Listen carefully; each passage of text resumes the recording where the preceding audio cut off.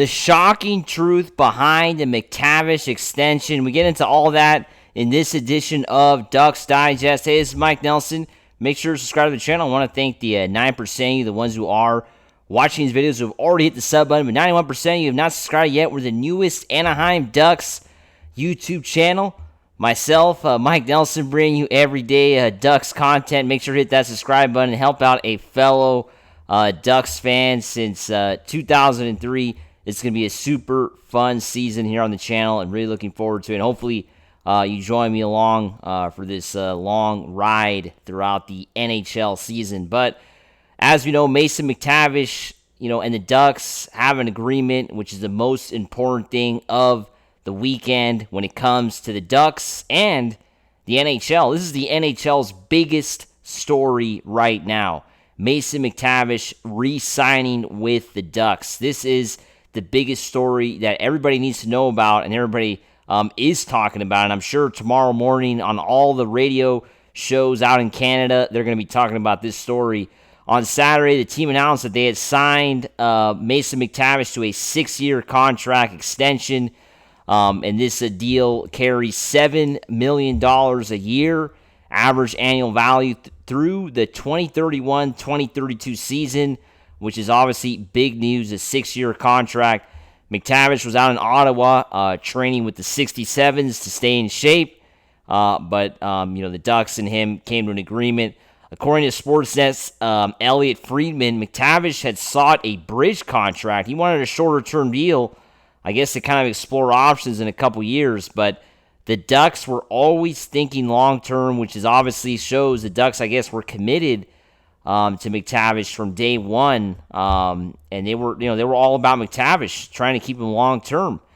And now the question is, McTavish, was he the one that was a little bit hesitant? Personally, I guess the Ducks trading away, Trevor Zegras, and trading away Jamie Drysdale maybe made McTavish think, do I want to sign with this team long term and then get dumped in a few years, right? I assume that's what caused McTavish to have concern, or simply the relationship between him and Pat Verbeek isn't the best one. I mean, this is obviously all speculation, but this is what it's all about. I mean, we are entitled to speculate when it comes to the Ducks players and Pat Verbeek's relationships, because it seems like Pat Verbeek doesn't always have the best relationships with the guys. It does seem at times that that Pat Verbeek is a bit can be a bit tough when it comes to talking to players and talking, of course, to the press about players. And you just wonder if McTavish and Verbeek have the best relationship, right? That is of course a question that we have to have.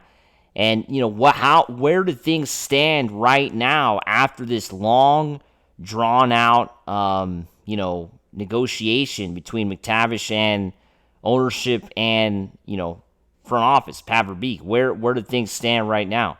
With this contract, the Hockey News kind of pointed this out. The intriguing element of the McTavish deal stays in line with Verbeek's apparent belief. Yeah, it's just basically his belief that no Anaheim player should be earning more than $7 million a year. Of course, Troy Terry and Mikael Granlund make $7 million.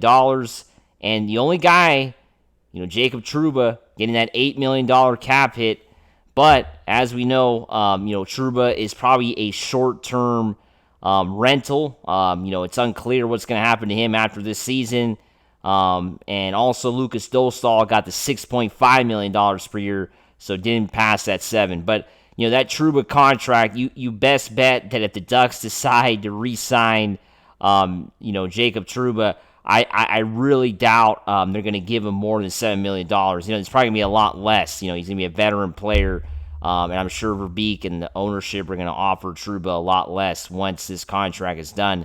But going back to, McTavish, that is the question. Ownership, are they being cheap when it comes to keeping players at $7 million a year? Does that bother players? Did that bother, McTavish, right? I mean, was McTavish looking for $8-9 million a year And the Ducks were, basically stuck at, well, who knows where they started at, right? I mean, they came at 7. That's the agreement they ended up coming to, but we don't even know what the first offer was. It could have been 5.5 a year. It could have been 6 a year. And then, of course, maybe drag things out longer as well. I mean, we don't know exactly all the details, but the way this whole thing was handled was not the best way, because McTavish, had to really, we don't know, like I said, the relationship between him and ownership and the front office, it's unclear how good it is right now, because I'm sure McTavish was not happy about this whole thing. He probably wanted his contract the way he wanted when this whole thing started, a short-term deal for, $8 million a year, which, in hindsight, I don't think it would have been that bad. Give him 3 years, $24 million, right? Why not? 3 years, $24 million. I mean, it looks fine to me. I mean, in 3 years, McTavish, might not be the same player. He might have gotten worse, or he might have gotten better. And then it's time to, of course, offer him more money. But, I mean, the Ducks obviously wanted a long-term deal because they want to keep McTavish under this amount, regardless of how good he does. I mean, McTavish could become a 30-goal scorer very soon.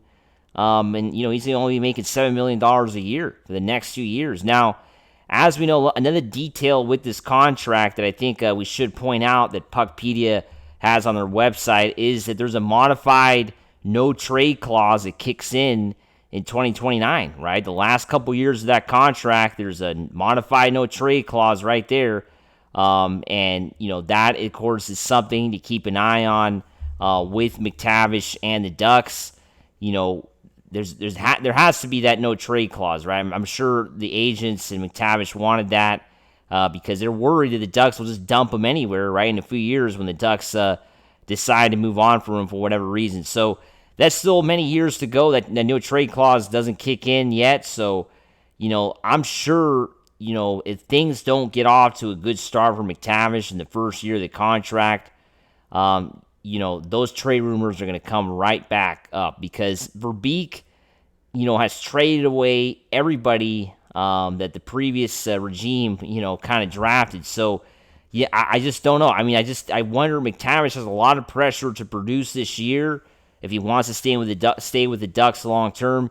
It's kind of funny. McTavish kind of caved in some ways. I guess he wanted to play. He doesn't want to hold out. He wants to play this season, because I really wonder if the Ducks were willing to drag this out, right? I mean, it does seem like the Ducks were willing to keep this going. Basically, probably saying you're not getting more than 7, and we're not offering you less than 6 years. I mean, who knows? Maybe the first offer was even more than 6. But the Ducks maybe were willing to drag this out. I don't think McTavish was. I think he wants to play. He wants to get some time in the preseason. There's only 3 preseason games left now.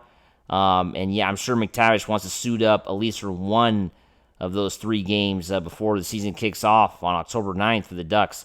As always, make sure to subscribe, and let's go Ducks. Woo!